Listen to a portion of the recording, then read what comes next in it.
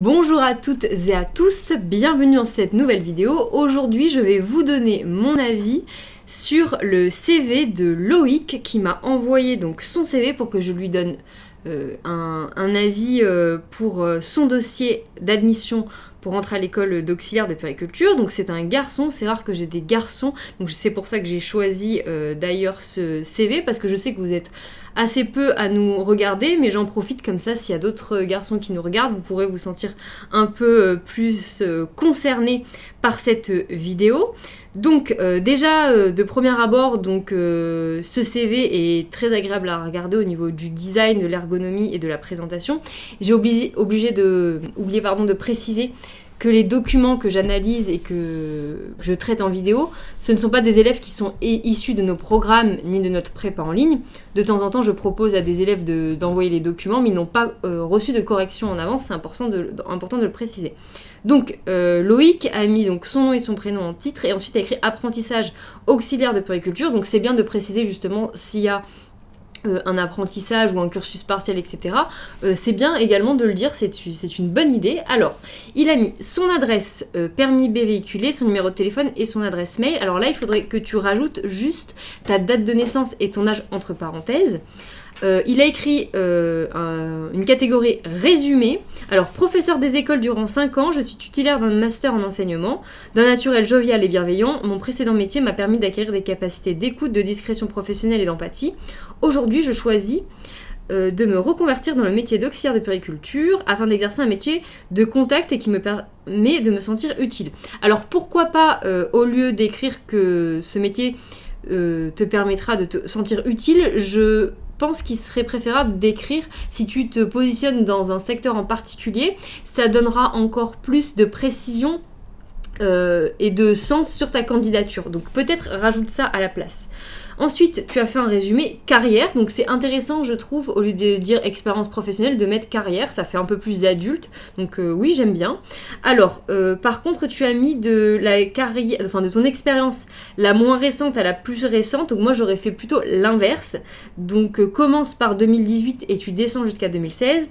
Donc employé polyvalent à Primark, à Intermarché, tu écris ce que tu as fait, mise en rayon, renseignement de la clientèle, mise en avant des produits, étiquetage des produits, et professeur des écoles, donc enseignant en classe de CE1, CE2, CM1, CM1, CM2, CP, CE1, grande section et CP. Donc juste inverse la chronologie des dates. Alors effectivement, vu que tu n'as pas beaucoup d'expériences différentes que celles des professeurs des écoles, tu as mis quelques expériences du coup annexes, donc oui, pourquoi pas, pour remplir un petit peu la feuille, mais sinon ce que tu aurais pu faire, c'est vu que quand même pendant 5 ans tu as été professeur des écoles, peut-être valoriser un peu plus ces expériences-là, en dessous en fait des classes que tu as citées, avoir enseigné, tu peux écrire exactement ce que tu as fait. Je pense qu'il faudrait valoriser un peu plus cette expérience-là, vu qu'elle est en lien avec les enfants plutôt que les autres. Là, elle est mise un petit peu au même niveau qu'employé polyvalent à Primark, Intermarché, etc. Alors tu devrais beaucoup plus développer cette catégorie. Donc je te conseille de changer du coup la chronologie des dates et de renforcer cette expérience en écrivant concrètement ce que tu as fait pendant tes années d'enseignement. Ensuite, au niveau du parcours scolaire, donc là tu as mis également de la plus ancienne à la plus récente expérience dans ton parcours scolaire, donc inverse également les choses.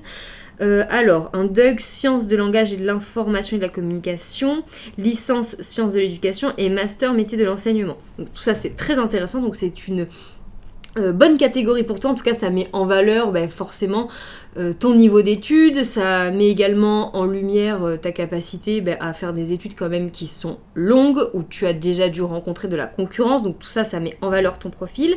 Au niveau des compétences, tu as dit logiciel de traitement de texte, donc est-ce que tu pourrais dire lesquels? Maîtrise de la langue française orale et écrite, discrétion, empathie, bienveillance, sens de l'écoute, consciencieux, autonome. Donc là, alors je préférerais que tu mettes soit des compétences techniques relationnelles, ou alors que tu écrives des qualités, ou alors que tu fasses 2 catégories, parce que du coup là il y a un petit peu un mélange de tout. Donc écris compétences techniques, et dans ces cas-là tu peux écrire les logiciels de traitement de texte et tu les cites. Ensuite, tu peux mettre tes compétences, oui, tu peux rajouter aussi maîtrise de langue française orale écrite. Et quand tu écris discrétion, empathie, bienveillance, sens de l'écoute, consciencieux, autonome, là c'est plutôt des qualités humaines. Donc tu refais une catégorie qualité humaine. Et la catégorie qui va manquer toi dans ton CV, c'est les centres d'intérêt.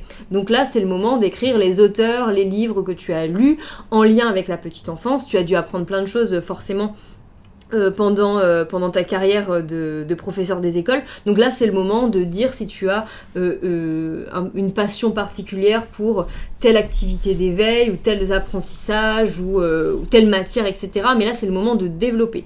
Donc, Loïc, ton CV une très bonne base, mais je pense que tu peux encore plus te mettre en avant et en valeur grâce aux petites modifications que je t'ai suggérées dans cette vidéo, et je te conseillerais également de rajouter une photo pour qu'on puisse encore mieux mettre un visage sur ce CV.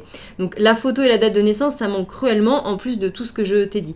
Donc bravo en tout cas pour ce CV, fais les petites modifications que je te suggère, et puis ce sera vraiment beaucoup mieux. Donc merci en tout cas d'avoir partagé ton CV.